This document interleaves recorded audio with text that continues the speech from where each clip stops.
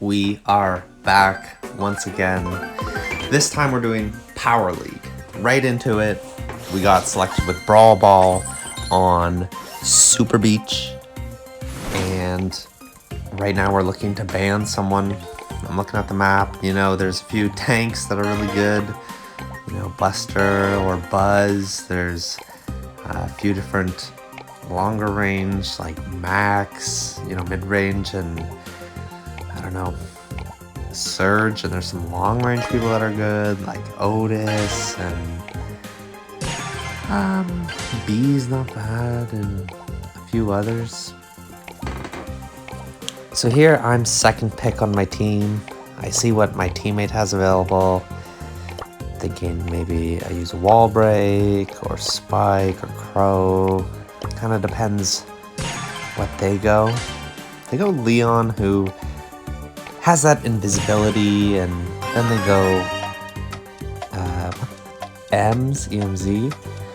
Anyways, I'm thinking who I should play, and I'm thinking I might go Spike or Crow. The Crow would just be good to keep the damage on the Leon so that we could always see him more or less, and then I could slow him too. But the Spike I think will be really good because he does quite a lot of damage, and he has that plant, so if a Leon were to sneak up on me, the plant really helps me fight him and my immense damage, and if I have any teammates help, it's really good. And then I do quite a lot of damage, so I can keep Ems at bay. They choose Surge. Surge and I have similar range, pretty decent interactions. Just choosing my gears and my star powers, I'll go Curveball for the star power to get around angles, and the plant to block some shots or get some healing too. Like if you are against a Piper, you can drop that plant to block the 2000 damage, so definitely handy there. And here, Surge does a lot of damage with one single projectile. And here you can see the way I'm throwing the auto attack. The curves were hitting Surge when he was behind that wall, because if you look at it, the spikes always do the exact same pattern no matter what angle you throw it or where you throw it or anything. They always spin, like there's one at the top and the bottom and the sides and the corners, and they all spin in the same way. And you can kind of predict that once you play him a bunch, and you can tell where you need to throw it to get a spike to hit someone behind the wall. And anyways, you can see his auto attack does so much. His super is so great for controlling an area, slowing, dealing damage. I thought maybe I could get a sneaky goal there, get it past them quickly, but wasn't able to. Now, Spike has definitely been one of my favorites for a long time. One of the first legendaries I got years ago, and he's just been fun. Taking out the Surge there. Fortunately, the Leon got me. It's a bit of a back and forth here so far. Now, the thing I really like about Spike is his versatility. You know, he has that gadget to block shots or angles. He has that star power to hit behind walls or hit multiple enemies or just get people off guard with the projectiles. And the thing that you have to remember is learning the trajectories, not only to use for offense to hit people behind walls, but to also use it to be defensive with the knowledge of the trajectory, because if you know where they're going to spin, if there's a spike on the other team, you can stand in the spots and you kind of do this little hook walk. There's a few videos on YouTube explaining how to dodge the spikes, but it's a good little technique once you've played Spike a bit, you know. Here we're going for a goal. I try to use the plant to give us some health, but my teammate's still going down. Ems does so much damage. Now, the gears, I chose damage and shield, because damage is good on almost every character in the game. And shield is great for those low health brawlers to keep them alive a little bit longer. And speed is good on some bushy maps, but this one doesn't have too many bushes, plus speed gear is more for people on the front line, like tanks and that. So for this one I definitely chose the damage and shield. Now, the real point of this video, I am playing a bunch of Power League. Usually I'm just pushing trophies, but I've started to do Power League a bit more, learning the first pick, the last pick, you know, and if they choose a bunch of tanks, you know, choose tank counters, Spike's a decent one, or there's Colette or Otis. Otis has the super that does well, and Colette does damage based on their max health, so more damage against tanks. There's even Lou, who's great on Hot Zone and a few different maps, and Griff sometimes with the immense damage and super. And anyways, learning Power League and really how it's played out, and now I'm wondering if I could get to Masters. And I know that seems a little ambitious for not playing all that much, but I was Diamond 1 when I played it a bit like a year or two ago, and I had like, I think 30,000 trophies or less, and now I'm up to 42,000. I've gotten a bunch more people higher. I'm not trying to brag here, I'm just trying to say that I have improved over these years, and I think I can do it. So right now it's just kind of showing some gameplay of where I'm at right now and what I think I'll be able to do, and I think I'll try pushing 50,000 trophies because I would finish the trophy road, plus I would be actually top 200 in Canada, which is pretty crazy. I know that 50,000 might seem like nothing to some of you, but to me that's quite a lot, and it would just be fantastic to hit 50,000 trophies and Masters. They're actually threw the ball right under the surge for the win. Now, let me go over that really quickly. Because sometimes, okay, first of all, sometimes you can score the ball in Brawl Ball kind of sneakily while all three opponents are alive.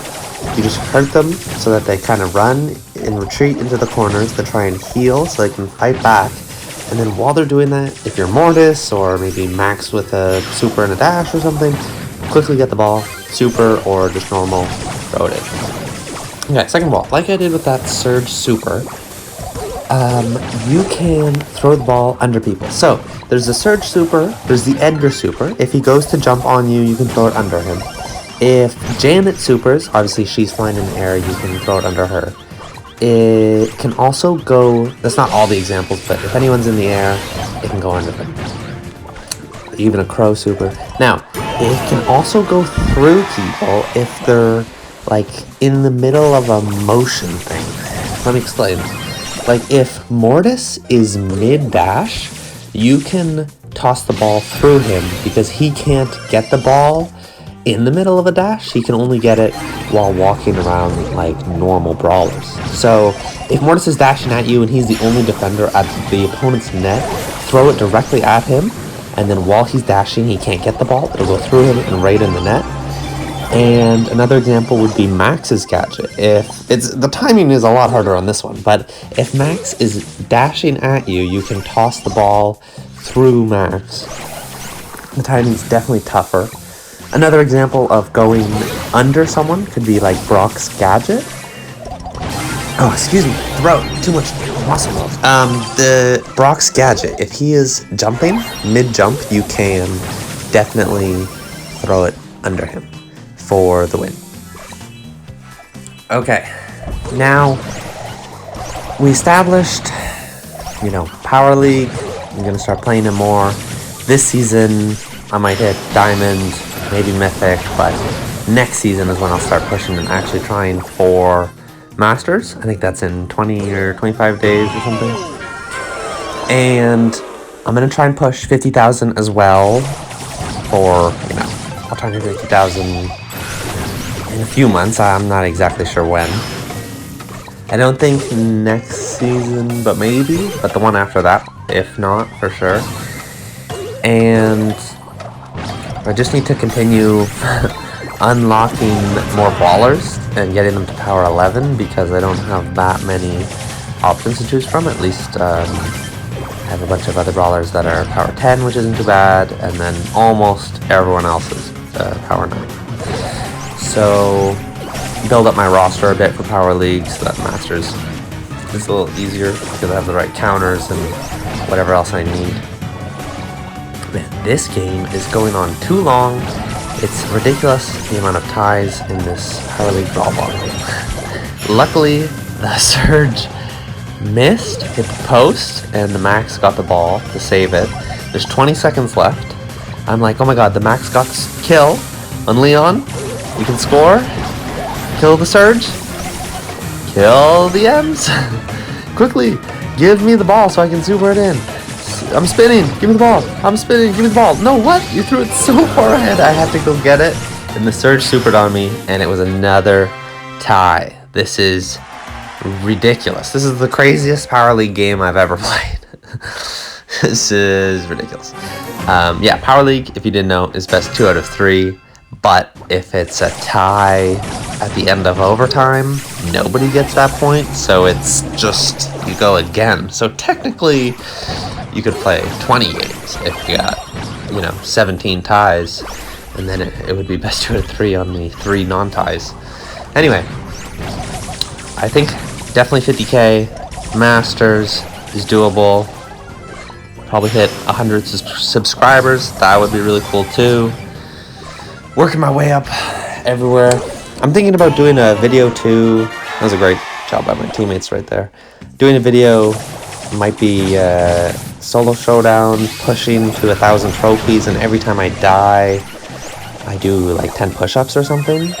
But that is a really long title, so I'm not exactly sure how to go about that. But I think I'm doing something like that at some point. I'll figure something like that. But yeah, look forward to that in the next couple months. Now, one tip, since I have some time, I will tell you guys. A bunch of you probably know, but some of you might not. Now, this is true for a lot of games. And this is just called peeking. And I learned that from like FPS games, CSGO, Rainbow Six Siege, those kind of games. Peeking around the corner. So anyways, what I do now that has given me a lot of great success that I suggest is watching your opponents and where they're moving more than yourself. And where I really learned this was duels, because you have to watch your opponent more than you, because you have to predict them in order to win. Or if they just aren't very skilled and miss, whatever, you get my point. So if an opponent is hiding behind a wall and they obviously have to come, assuming they're not a thrower, they have to come out from the wall to shoot at you. Let's just use Brock as an example. He has a very standard auto attack that missing.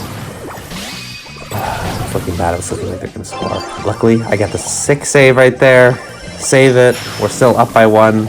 I do not want another tie.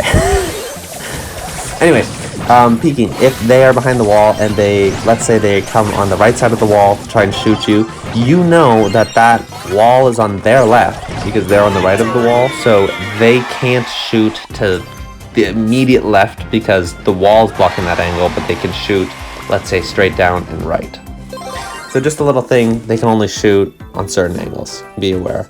Guys, I hope you like this. I'm going to be pushing. I hope you comment, like, and subscribe. Let me know any suggestions you have. There's a new video every Thursday. I love all the support. I love hearing from you guys. Love you guys. Take care.